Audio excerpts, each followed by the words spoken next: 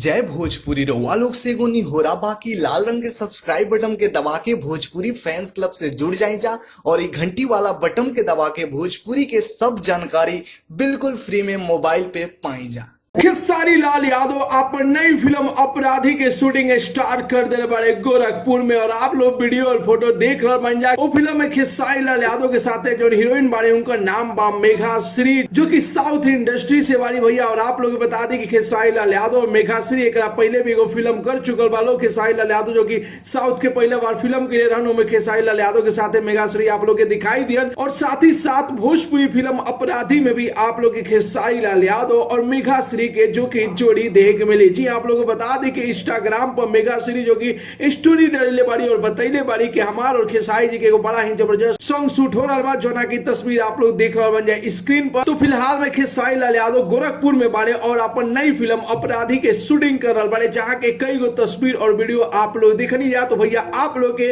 Video कैसा लागल और खेसारी लाल यादव और मेघा श्री के जोड़ी आप लोग के कैसा लगा था अपन राय जरूर ही कमेंट बॉक्स में बताई जा। और साथ ही साथ वीडियो के ज्यादा से ज्यादा लाइक करी जा, ज्यादा से ज्यादा शेयर करी जा।